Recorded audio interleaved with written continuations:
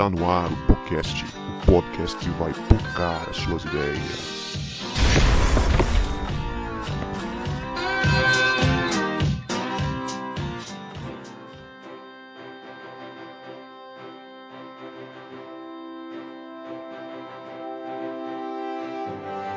Para você que achava que a gente não voltava, a gente voltou e este é o podcast que vai pocar as suas ideias. Meu nome é Guto e eu estou aqui com o Cebola, que é tão nerd que já conhecia o paradoxo do navio de Teseu antes do Visão. Essa daí foi boa, hein? Afinal de contas, quem é o Visão? É o branco criado. Eita! Quem era o verdadeiro? Vamos ver. Quem é o verdadeiro? Ou os dois são verdadeiros. E é isso aí, né? Nós estamos aí. Eu tô aqui, sou o Cebola. E aí estou com meu amigo João Marcos, o cabra da peste. Ele que viu das muitas frases aí, ó. Muitas mãos ajudam no trabalho e muitas bocas fazem boas fofocas. De onde que saiu isso? Só pra eu saber, cara. É da série? É da série. Pô, ele viu a série errada, ele viu a série da Globo, que tá passando na Globo ali. E aí, galera, beleza? Aqui é o João Marcos, eu tô aqui com o grande Vini, que gosta de um bom churrasco, e ainda mais se for de um bom coelho. Essa referência boa, mas aí ficou bem... Aquele coelho lá é do mal, não vou fazer churrasco dele, não quero nem chegar perto. Se era pra fazer churrasco daquele troço, rapaz, o bicho é do capeta ali. O coelho deu uma bocada no passarinho, meu irmão. Danou-se. O coelho parecia mais o chupacabra, pô. Caraca, velho, o coelho deu uma bocada no passarinho que... Fala, galera, eu sou o Vini e tô aqui com o Guto. O Guto que sempre achou que quando o Visão tinha um problema nas costas, ele deveria ir ao oftalmologista. Meu Deus, velho. Que foi isso? Essa foi de pastor. Essa doeu, velho. Eu entendi esse enigma, hein? Eu entendi esse enigma.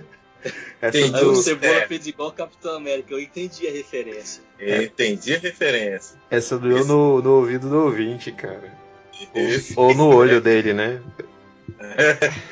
Pois é, galera. A gente tá aqui, você já deve ter visto pela capa do episódio, pelo título do episódio e pelas referências que nós vamos falar do assunto do momento, né? E vai ser até um episódio extra, cara. Esse eu não vou segurar 15 dias, não. Vamos pegar o hype aí, né? E já vamos soltar na próxima segunda-feira.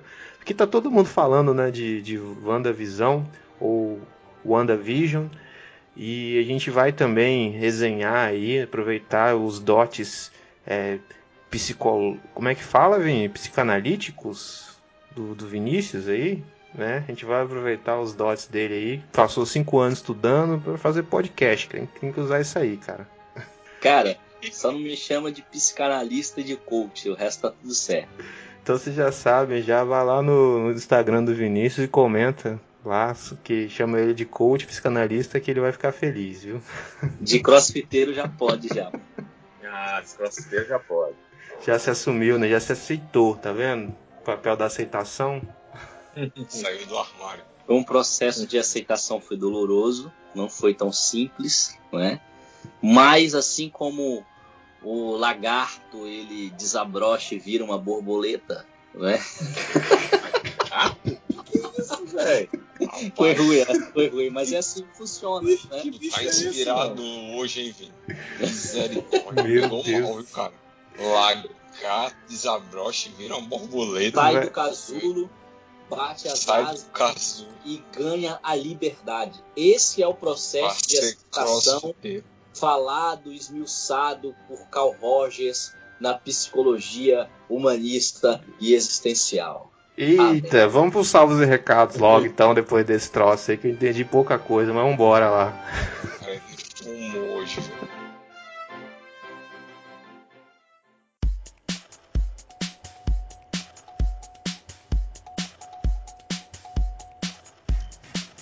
E nos salves e recados dessa semana, estou eu aqui para esse momento onde a gente interage, onde a gente troca ideias, onde eu leio os comentários de vocês dos episódios, mando abraços fraternos para nossos queridos ouvintes que interagem com a gente nas redes sociais. E se você também quer receber um salve e um abraço no coração, basta você interagir com a gente nas nossas redes sociais, fazendo um comentário, contando a sua impressão do episódio, dos episódios ou de algum episódio que você gostou, compartilhar nas redes sociais, que a gente vai mandar um salve todo especial para você. E o primeiro salve de hoje vai para o querido Celso Juliano, que é ouvinte novo do podcast, que chegou pela indicação do nosso brother Erlan Tostes, do Ovelhas Elétricas, que também já gravou aqui com a gente o episódio sobre Naruto.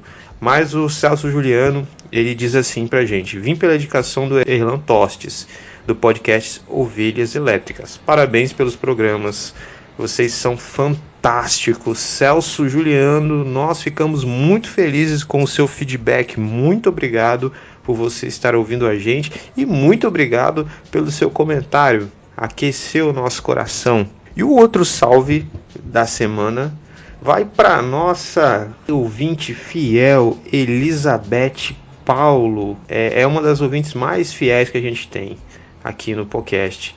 E a Beth, ela diz o seguinte: ela fala que o programa está incrível. Ela se refere ao episódio sobre oração que nós gravamos com o Guilherme Bujac. Ela elogiou muito o episódio. E a Beth também faz menção da arte incrível que a Renata fez pra gente como capa desse episódio. Beth, um abraço no seu coração e a gente agradece muito por ter você com a gente aqui no nosso podcast. E também o querido pastor, professor Vanderlei Lima, que também já gravou com a gente. Ele comenta aqui na postagem do episódio sobre oração. Ele fala que a conversa foi muito bacana. E você que não ouviu ainda esse episódio, tá perdendo tempo, porque ele está sensacional, tá de pocar as ideias, né? Então corre lá no episódio 51 para ouvir essa conversa que a gente gravou com o Guilherme Bujac sobre oração. Os recadinhos da semana. Eu preciso te lembrar que a nossa campanha no Apoia-se para você se tornar um parceiro do podcast está acabando no dia 28 de março. Se você acha que o podcast é bênção, se você gosta do nosso conteúdo, você pode nos abençoar se tornando um parceiro, doando qualquer valor a partir de R$2. Basta você entrar no nosso Linktree no Instagram, onde tem ali todos os links do podcast. A primeira opção, torne-se um parceiro do podcast. Aí você vai entrar no nosso perfil do Apoia-se e ali você pode doar qualquer valor, sem compromisso de ser mensal. Pode ser uma única doação a partir de R$2. Ali você faz um pequeno cadastro no Apoia-se e paga ali um boleto com o valor que você quer, vai estar sendo gerado no boleto, ou através do cartão de crédito. Então ajude a gente ali a melhorar os equipamentos, a fazer manutenção dos equipamentos que a gente já tem e torne-se um parceiro do podcast. E também você pode ajudar a gente compartilhando o episódio nos grupos de WhatsApp que você tem, mandando para algum amigo, mandando para o seu pastor, compartilhando nas redes sociais, no Instagram, ali nos stories, no Facebook, no Twitter, que vai ser bom demais. E também seguindo a gente no nosso canal no YouTube.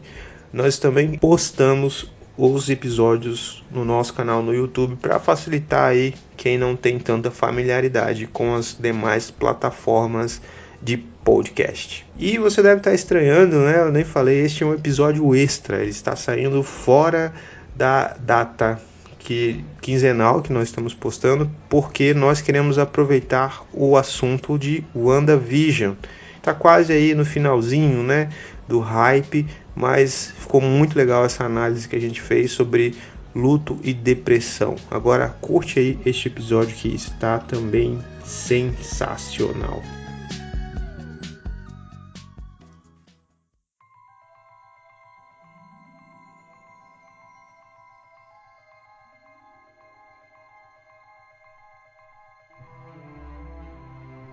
O seriado WandaVision se passa logo após os acontecimentos de Vingadores Ultimato, o último filme dos Vingadores que ficou marcado não apenas pela maior concentração de personagens da Marvel em um único título, mas também porque muita gente morreu.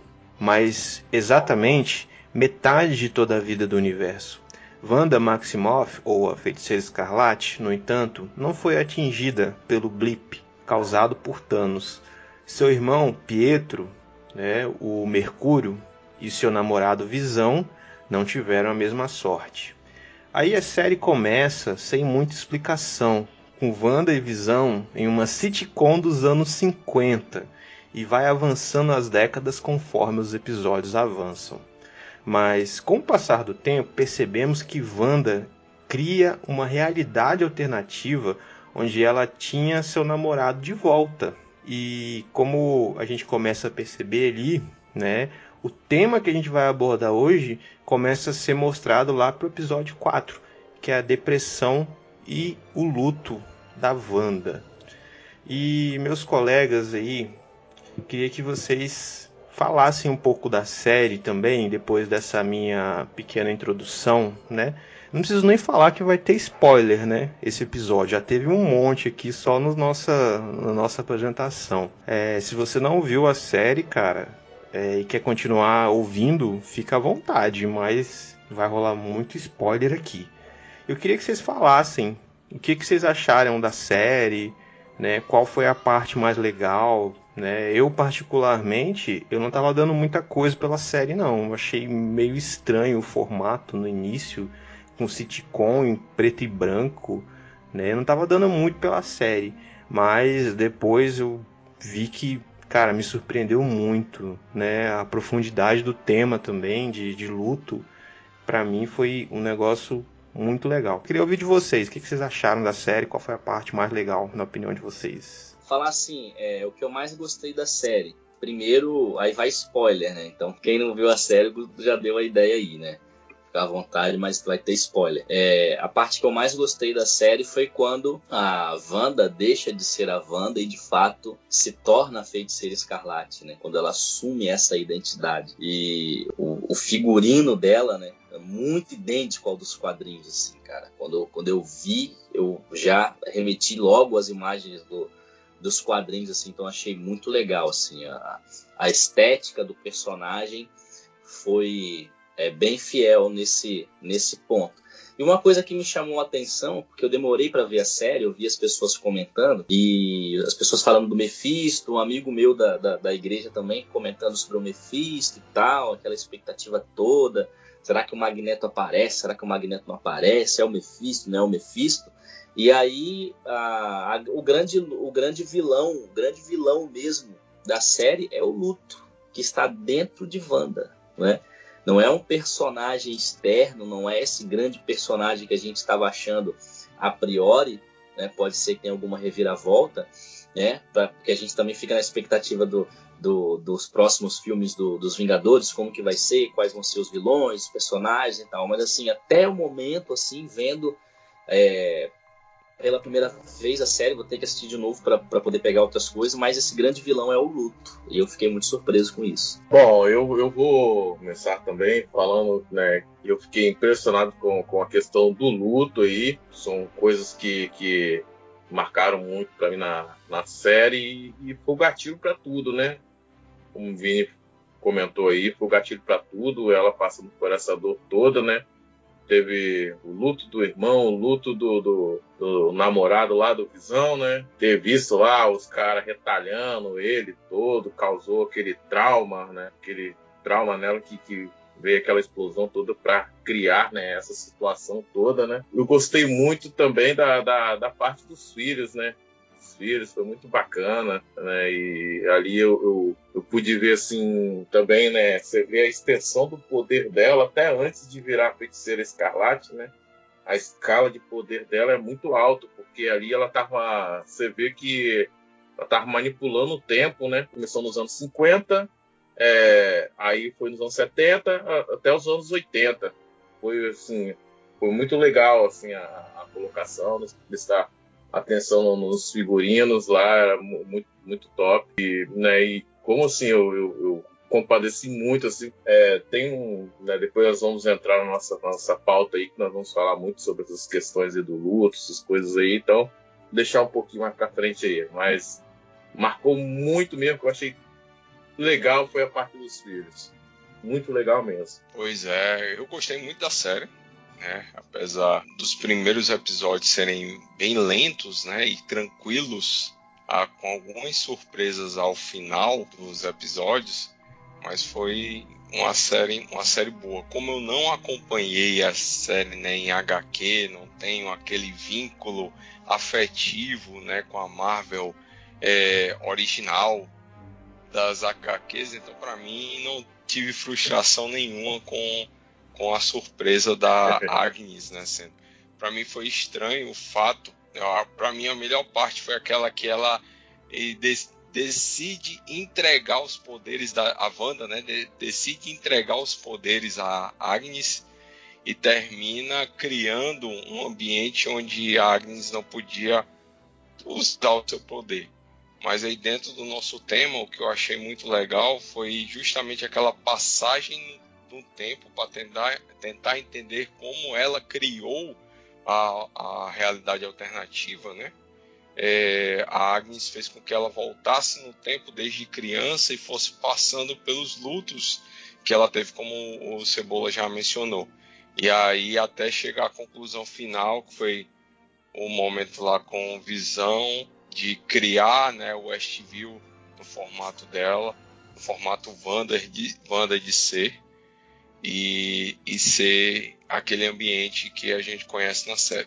Isso aí foram as partes que eu achei mais interessantes. Eu falava pra Vini em off que a Agnes agiu como uma terapeuta ali, né? Uma psicóloga, porque ela foi revisitando o passado da Wanda para descobrir como que ela chegou até ali, porque a própria Wanda não tinha noção de como ela tinha chegado até ali, né?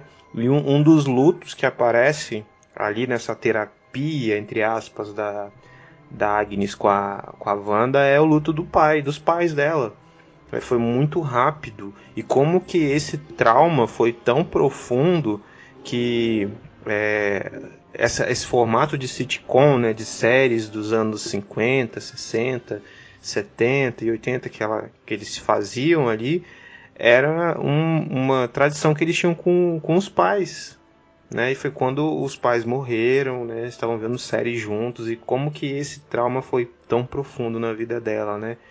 E esse caminho que a Agnes fez com ela, mesmo sendo a vilã, né? Foi o caminho da aceitação dela, né?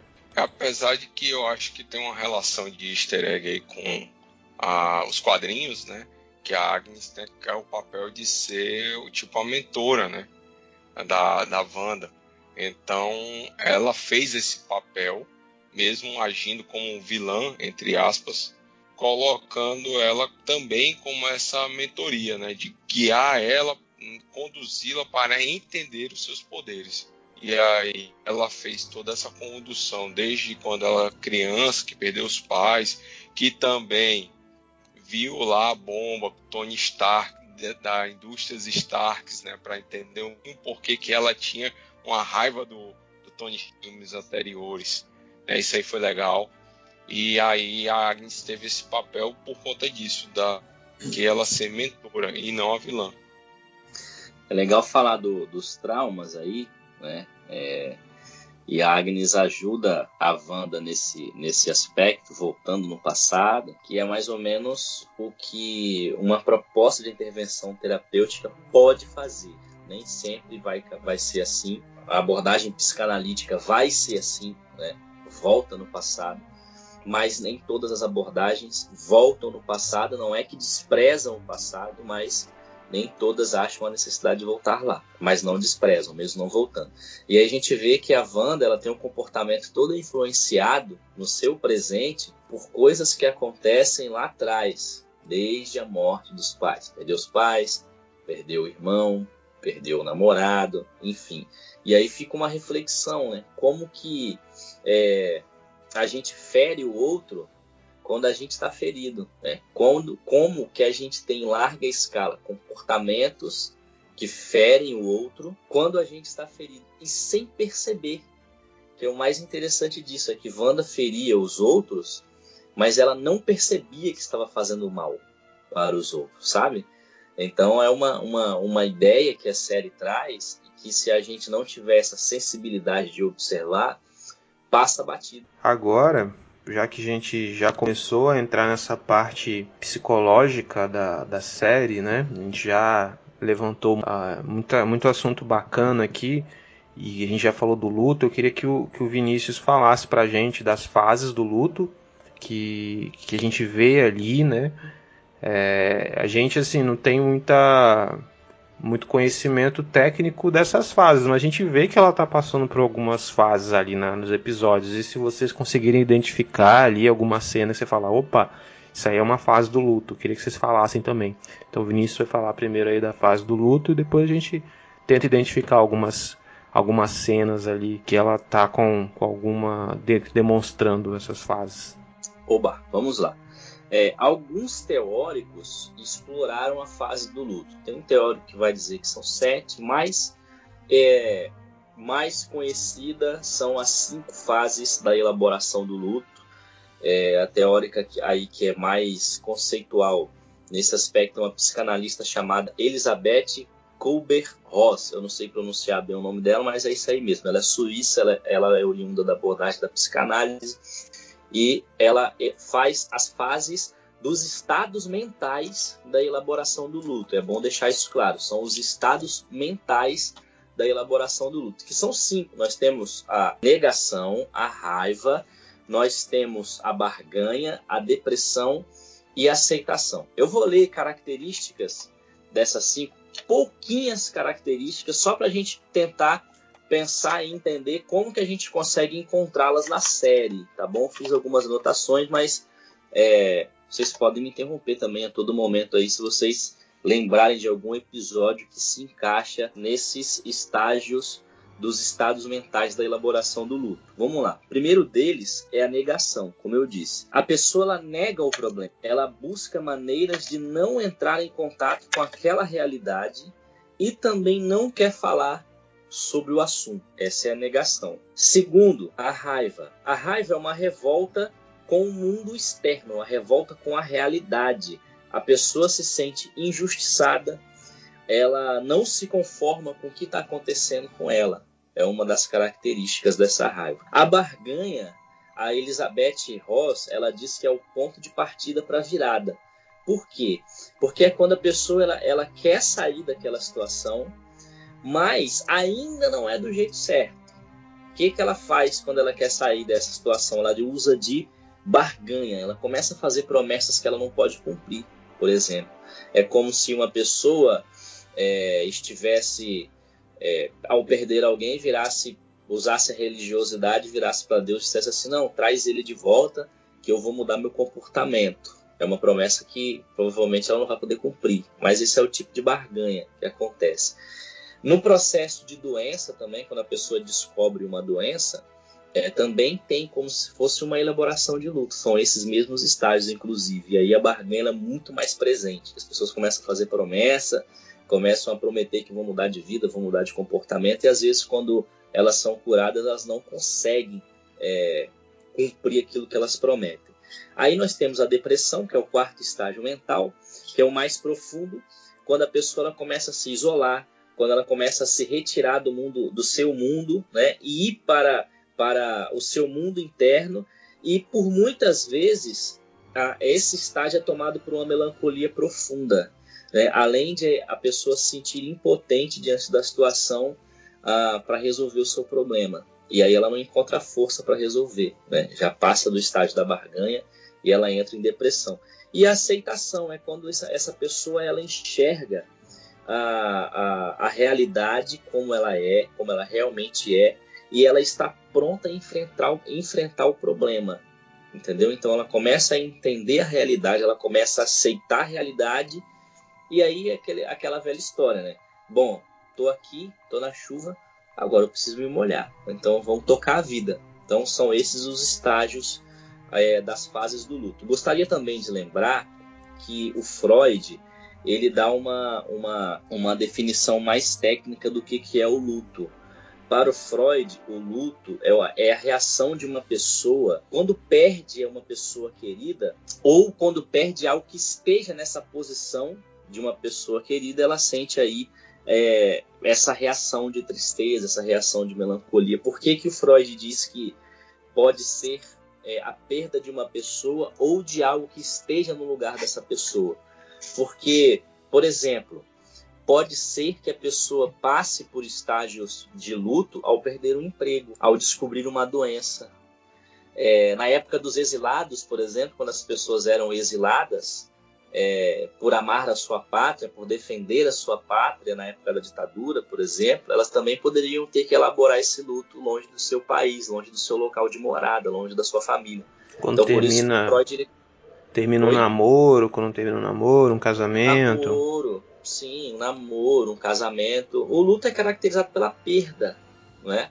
Então o Freud ele deixa isso claro, que é a reação da perda de alguém querido ou de algo que esteja no lugar desse alguém querido, né? Então o luto não é só vivido quando a gente perde uma pessoa, né? Mas em algumas situações a gente pode viver os sentimentos, os estágios de luto, mesmo sem perder alguém. E aí é muito subjetivo, porque as pessoas elas podem vivenciar, algumas podem vivenciar de forma rápida todos os estágios, outras podem pular alguns e já chegar no final e se dar bem, ou alguns podem parar na raiva, parar na negação ou parar na depressão, por exemplo, e ficar muito tempo lá. Então, assim, vai mudar de cada organismo também, de cada pessoa. Muito bom, cara, muito legal esse resumo que o Vini fez aí. E eu tava lembrando, enquanto ele falava das cenas, né?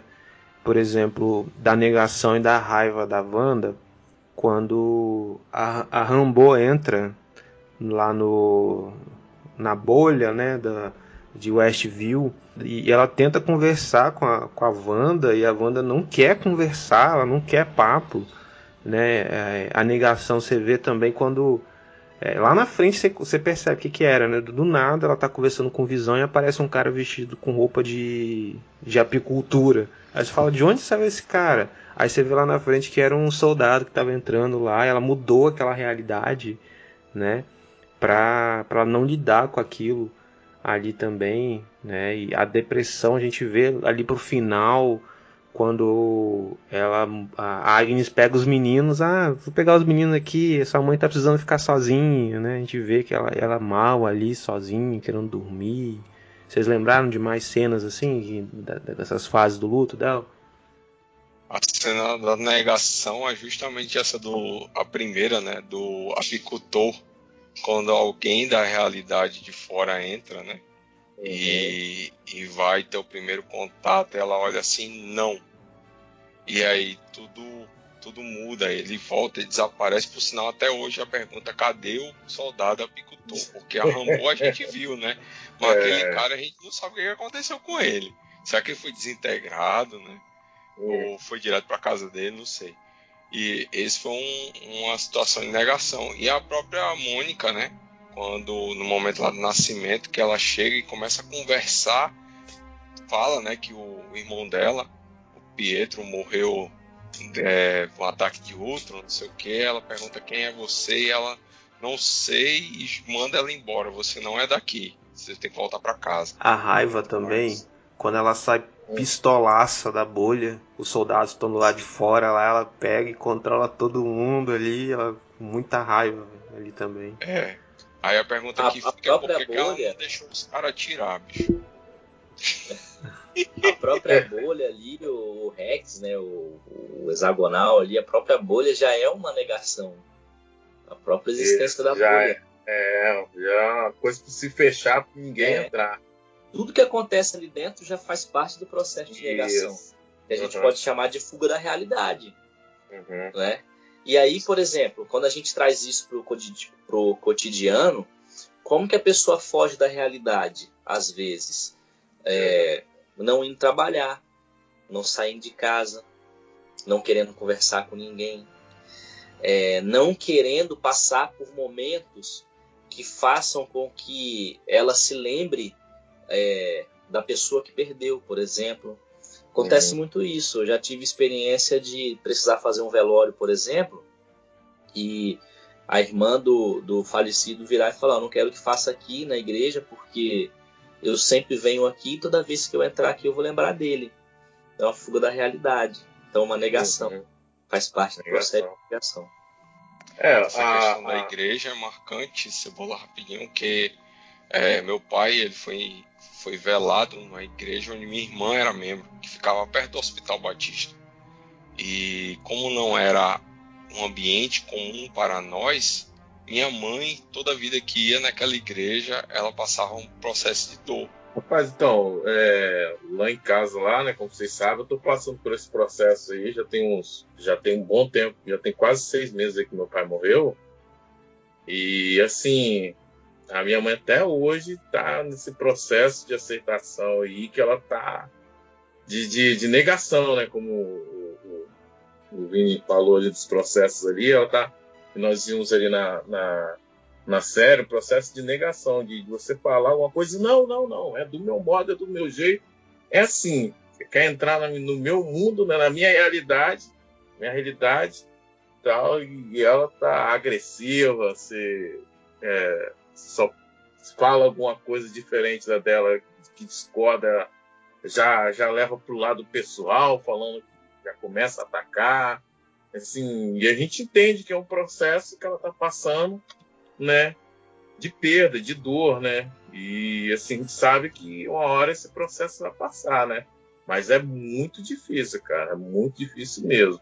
Esse de perda dela ter, toda vez a gente sai, ela fala, poxa, não tem como falar do seu pai, que não sei lá o que, tal. Às vezes ela fala mesmo, ela fala assim, às vezes eu tenho ódio, que não sei lá o que.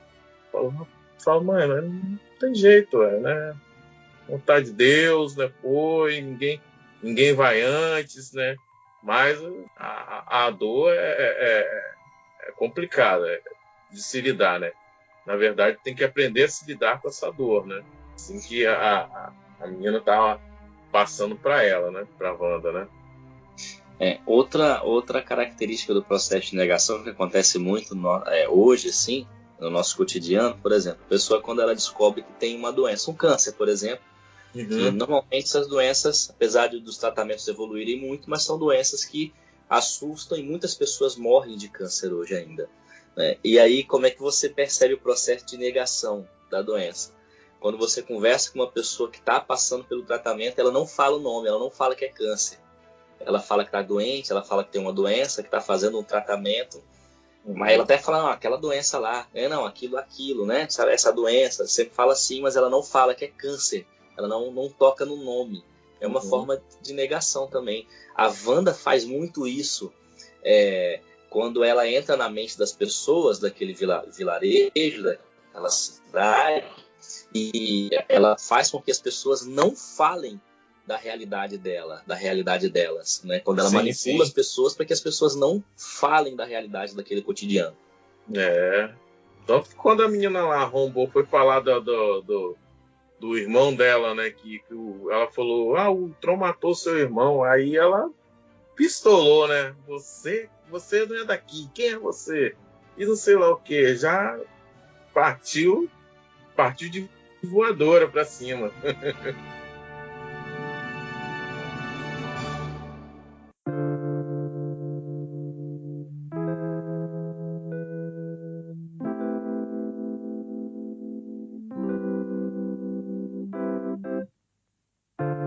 Aqui, então, adiantando aqui a pauta, eu queria já, Vini, que você falasse pra gente da importância de despedir, né? De se despedir, porque um dos problemas que a gente vê na Wanda ali é que ela não pôde se despedir, fazer o ritual de despedida do corpo do Visão, né? Porque o corpo dele foi levado, né? Tava no laboratório lá, né? Eu queria que você falasse pra gente da importância desse rito, né?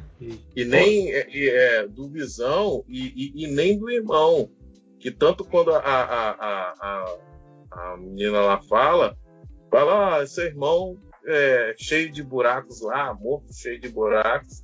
Aí ela pistolou, né? Também a despedida foi de ambos, né? Então, assim, é um choque duplo que ela estava tendo, né? E ela mesmo fala, né, a Wanda, que o Visão merecia, né, uma despedida digna, e ela também. Uhum. Então, ó, a psicologia, sobretudo a psicanálise, vai chamar de ritos de passagem algumas cerimônias que marcam esse momento. Aqui no Brasil, na nossa cultura ocidental, a gente tem o velório, né, que é um rito de passagem. Normalmente o velório, o corpo fica sendo velado pela família e amigos ali por uma noite, por algumas horas, enfim. E é muito importante para que haja uma despedida, porque às vezes, na maioria das vezes, as pessoas não estão esperando a morte. É diferente de uma pessoa que fica, por exemplo, em estado terminal no hospital por muitos dias ou por muitos meses e a família está ali, está acompanhando, essa pessoa morre. Vai ter o rito de passagem.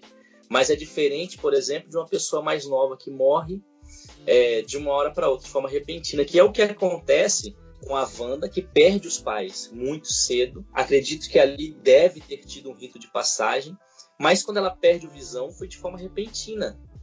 Você imagina, ela tá em lua de mel com o Visão no Ultimato, e aí os caras chegam lá e matam ele, cara, e ferem ele, e depois o Thanos vai e arrebenta ele. Então, assim, eles não esperavam essa morte, e não tem a despedida, não tem esse rito de passagem. Então, esse rito de passagem marca exatamente essa despedida. Muitas culturas no mundo fazem esse rito de passagem. Agora, pensa você que as mortes bruscas, né, e mesmo sendo bruscas, de pessoas mais novas, e não tendo o rito de passagem, né, para poder ajudar na elaboração desse luto, né? Pensa como que as emoções das pessoas que ali estão vão estar, né? Então, assim, você não tem corpo. Não sei se vocês já perceberam isso, mas a maioria dos crimes que não tem corpo, que a polícia não acha o corpo, tomam uma proporção nacional e fica por muito tempo na mídia. Não sei se já perceberam isso. Por exemplo, a gente tem o caso da Elisa Samúdio, que não tem corpo, não teve despedida. E aí a nossa memória não consegue se despedir. A gente se despediu, por exemplo. Volta e meia a mídia lembra de alguns casos. Tem os Nardoni, por exemplo, a Susana von Richthofen, mas só quando tem uma progressão de pena, só quando acontece alguma coisa. Agora a Samúdio não. A Samúdio a gente está sempre lembrando. Por quê? Porque não tem corpo. Não tem despedida. Se não tem despedida, a pessoa está ali. E se a pessoa está ali, o sofrimento está ali também. Então, a pessoa estar ali simboliza o sofrimento. Então, o rito de passagem é importante por isso, para que a pessoa possa se despedir, para que ela possa ver o seguinte: não, ó, o amor da minha vida, o meu amor, meu filho, meu pai, enfim, não, realmente ele está partindo. Ele está indo embora, está doendo, mas eu não terei mais. Quando não tem corpo, essa negação ela demora para passar. Porque quando não tem corpo, quando não tem despedida, a pessoa fica pensando: pô, será que vai aparecer? Será que ele vai voltar? Será que vai bater nessa porta aqui? Vai ser ele ou vai ser ela? E aí acaba que dificulta totalmente o processo da elaboração dos estados mentais referente ao luto. Interessante isso aí, fazendo referência a uma outra série que eu tô assistindo agora, que é aquela do Jason Momoa, Frontier, que tem um episódio que um amigo dele muito próximo morre em uma invasão. Eles tentam libertar um índio lá e esse amigo morre. E eles não conseguem levar o corpo do cara, né? Mas aí eles chegam na tribo indígena, a líder da tribo, ela chega pro Jason e fala assim, né? Agora, eu lamento muito pela sua perda, mas agora nós vamos honrar o seu amigo, que é justamente fazendo esse rito de passagem sem o corpo dele, para poder o Jason, né, o personagem do Jason, se despedir do amigo tão querido. Uma coisa que a gente tem vivido muito hoje, João, por conta da pandemia, é a ausência dos ritos de passagem. Quantas pessoas que morreram por conta do Covid, que estão morrendo por conta do Covid, e precisam ser sepultadas com o caixão lacrado, com o caixão fechado, e nem ter o velório. Então você imagina, a pessoa ela entra numa UTI, ela não tem visita. E às vezes ela ficou alguns dias na UTI ali entubada, ela não teve visita. A última vez que o familiar viu, ou foi na enfermaria, ou foi quando levou para o médico, quando levou para o hospital. E se ela ficou 23 dias, 25 dias, 30 dias internada, e sai do hospital com o caixão lacrado, direto para a cova, não teve o rito de passagem. Então a gente está vivendo isso, o mundo está vivendo isso hoje aqui. Essa proposta que a WandaVisão, né, a série traz, o mundo está vivendo isso. Muitas pessoas sepultaram seus entes queridos sem esse ritual de passagem. E muitas estão sofrendo. Muito mesmo, assim, muito por conta disso. E no caso do Covid, a separação já começou antes, né? Às vezes a pessoa ficou 40 dias internada e isolada, sem telefone, sem nada, né? Então a dor é bem maior. Não, e você pensa que, por exemplo, quando a pessoa está internada, você vem para casa com o coração pequeno, angustiado, mas você está com a esperança assim, ela vai voltar para casa. Quando você recebe a mensagem de que esse seu ente querido faleceu, né? Cara, essa esperança, ela não sai do seu coração tão rápido assim, entende? Então você chega em casa depois, 3, 4 dias depois, e você tá com aquilo. Não, poxa, ele vai voltar, entende?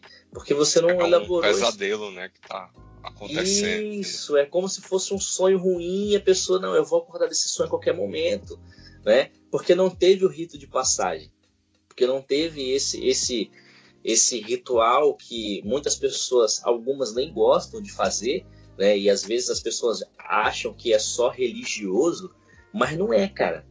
O rito de passagem não é só religioso, não. Muito embora tenha a questão religiosa, a questão espiritual em várias religiões do mundo, mas para lidar bem com as emoções na elaboração do luto, esse rito de passagem também é essencial. E uma relação também muito boa, Vini, é que aqueles que estão tendo a oportunidade de fazer esse rito de passagem estão tendo que passar sozinho, né? Porque não pode, no velório, quando tem, só pode ser a família bem próxima. E uma prima minha passou por isso, estava só ela e os 2 filhos, né?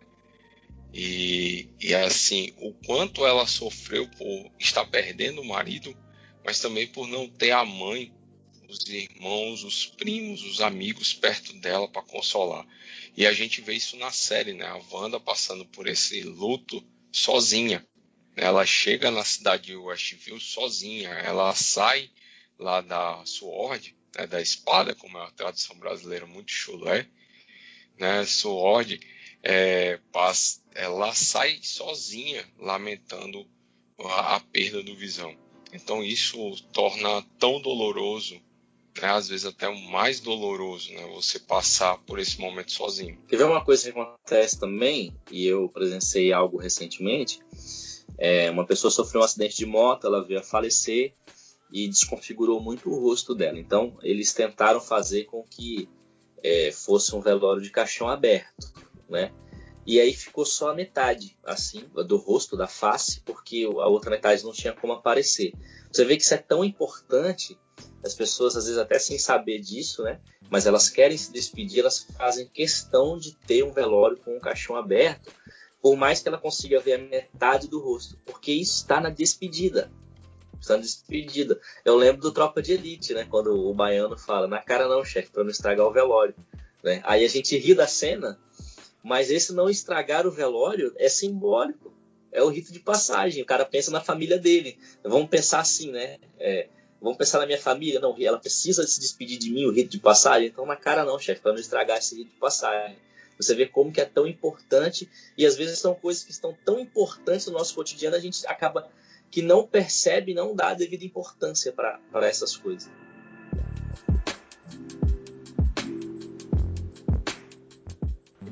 Falando agora de como as pessoas nesse processo de luto e depressão, né, como que eles são tratados, a gente vê ali a forma que o chefe da Sword lá, o chefe da espada, como o João Marcos falou, que foi traduzido para essa versão brasileira, ele trata a Wanda, né? É designada uma equipe para resolver aquele problema, né? A Rambeau vem enfim, eles querem resolver.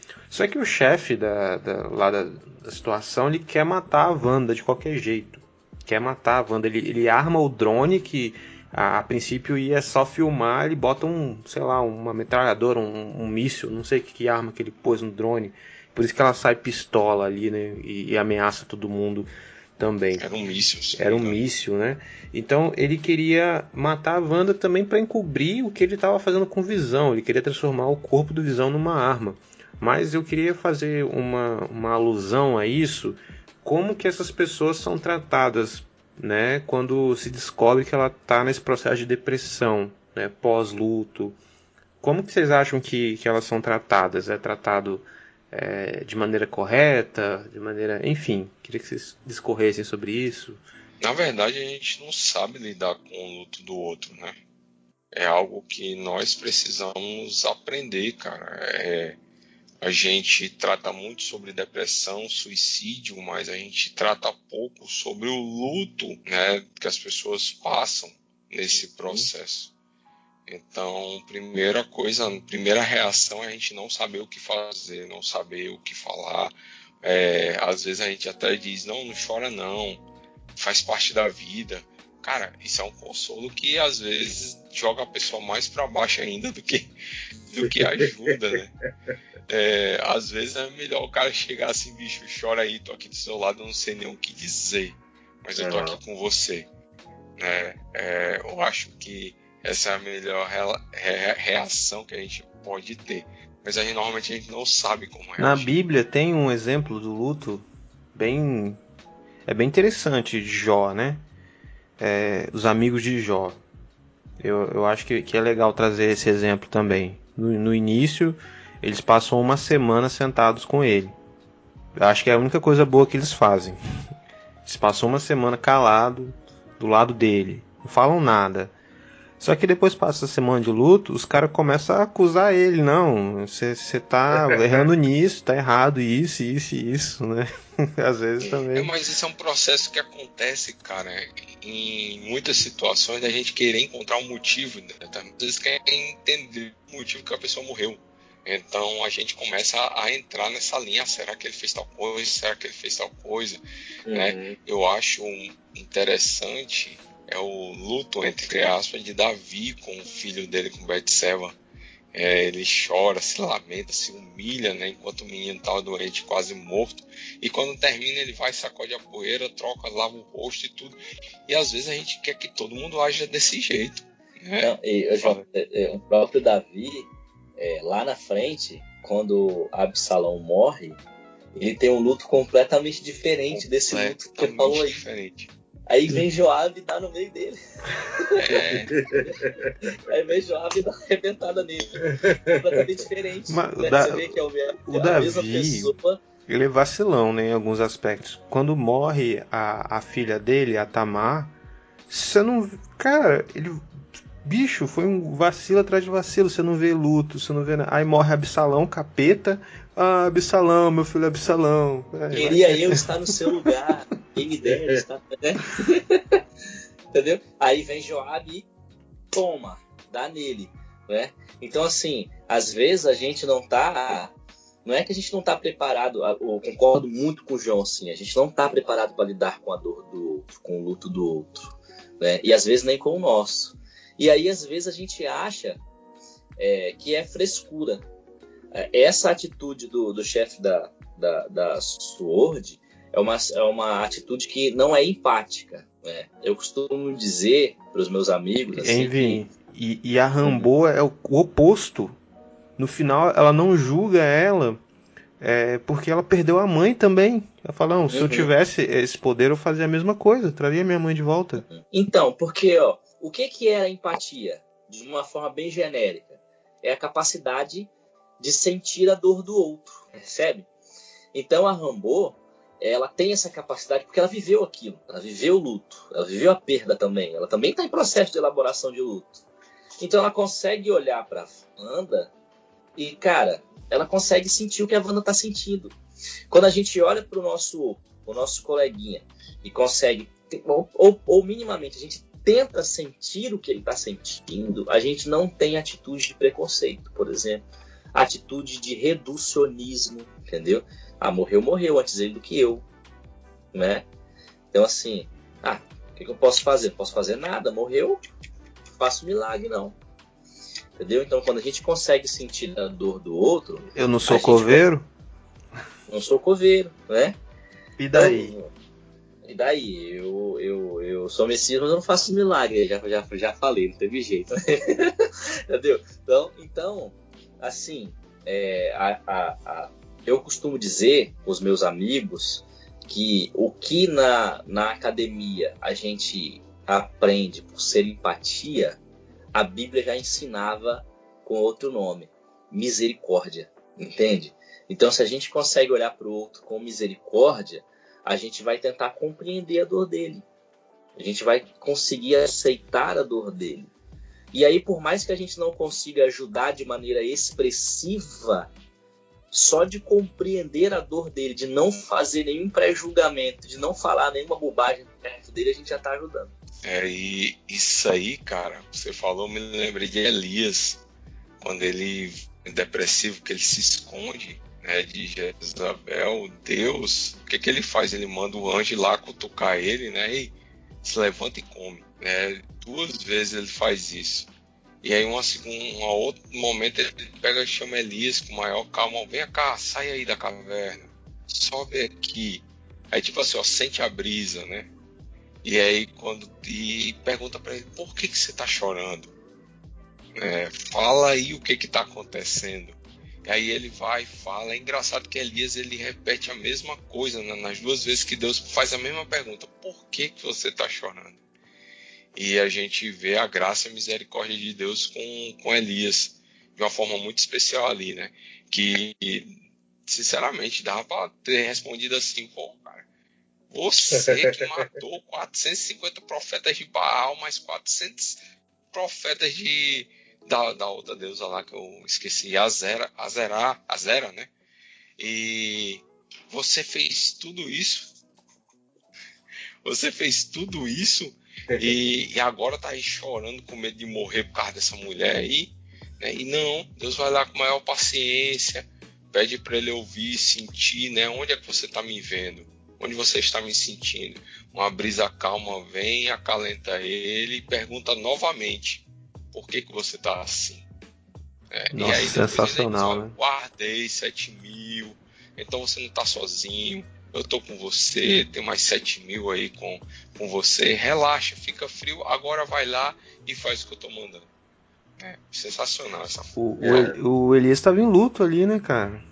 Tinha Sim. morrido vários profetas, enfim. Fala, Cebola, você ia falar alguma coisa? Não. Tô de boa, só curtindo aí.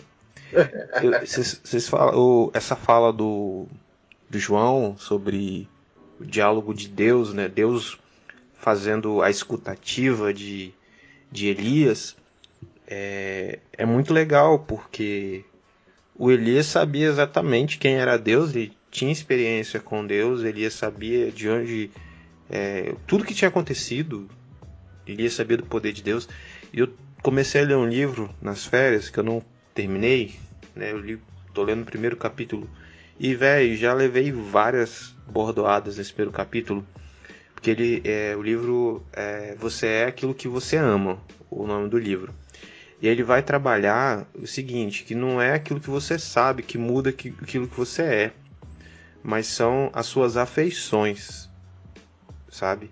E eu tenho refletido sobre isso, e o ser humano é um ser de afeições mesmo.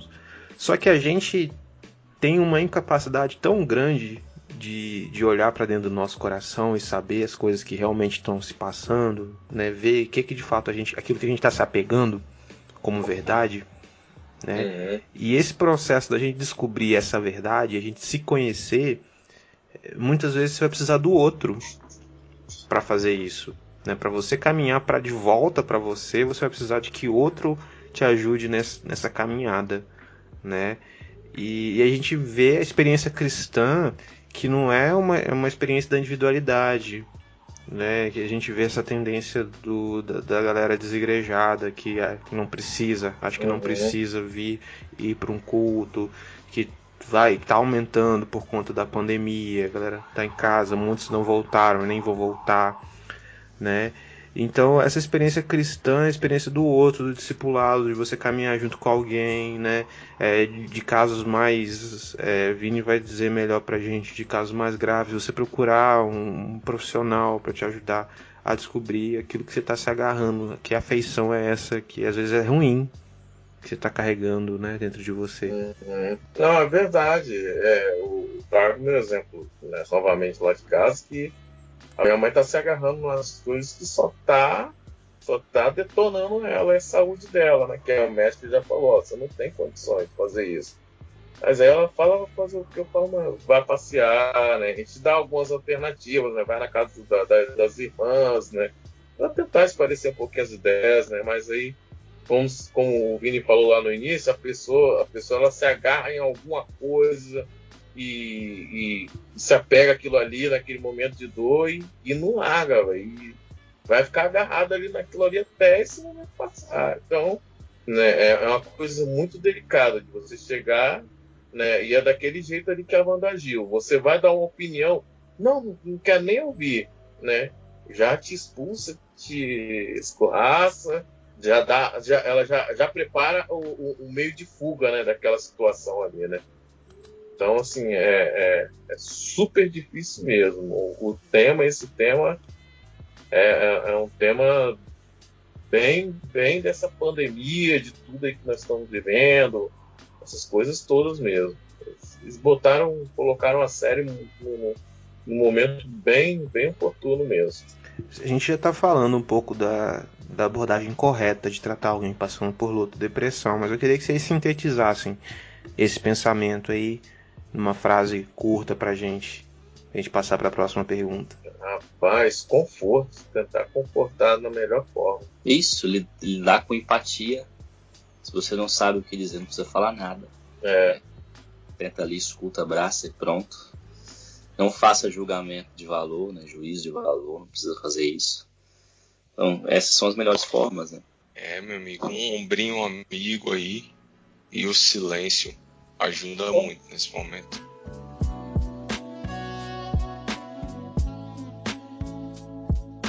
Agora, a última pergunta da pauta, cara. Já, né? Foi rápido, apesar das quedas de internet e o assunto tá rendendo legal.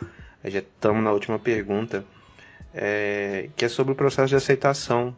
Como o processo, na verdade, a negativa desse processo, né? Como a não aceitação pode ser dolorosa. E como que vocês veem isso na Wanda aí?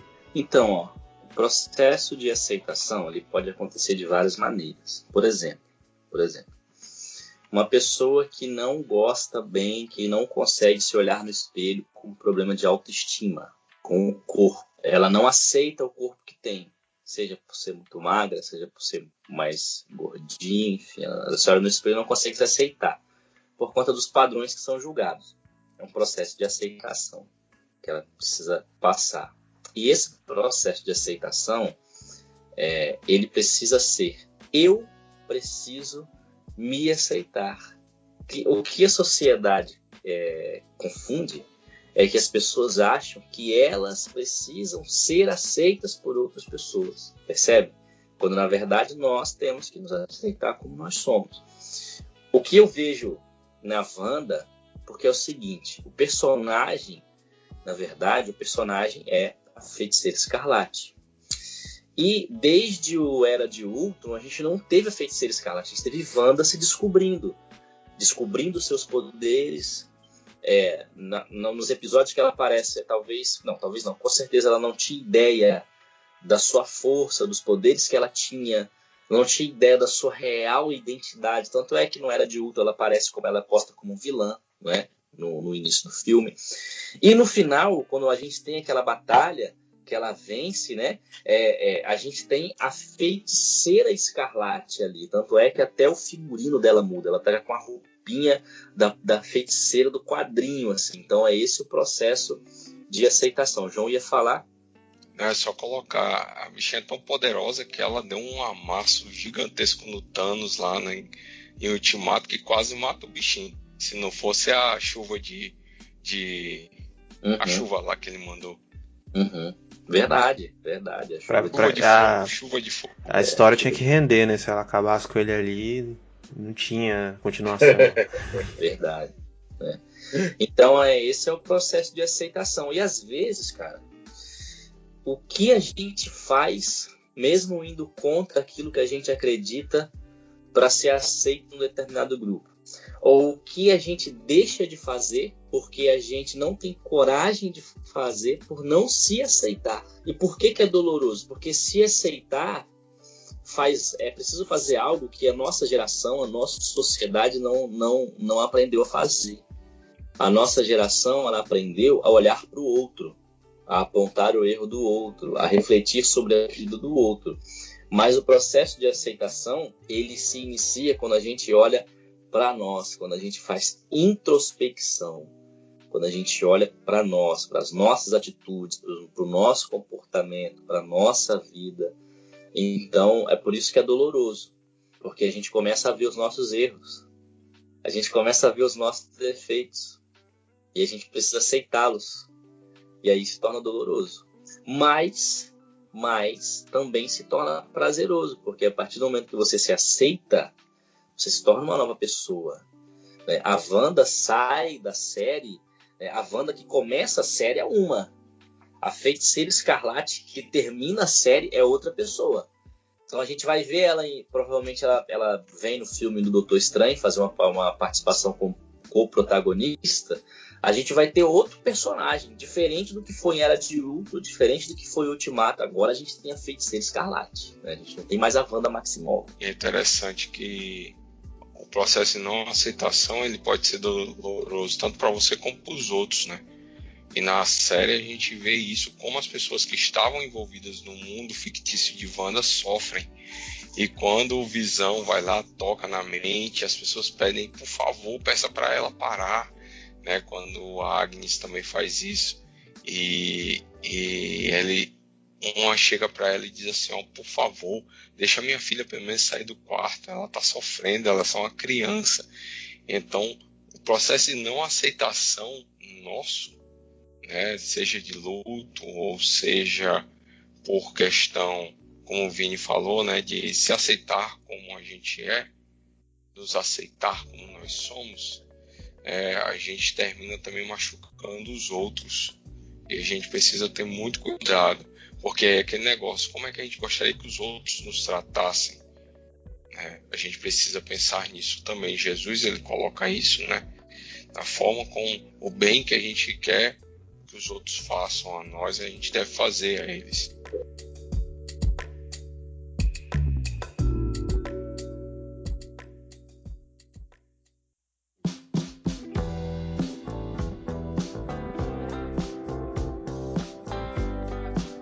Então é isso, gente. Eu acho que foi muito legal. Trabalhamos bem o assunto.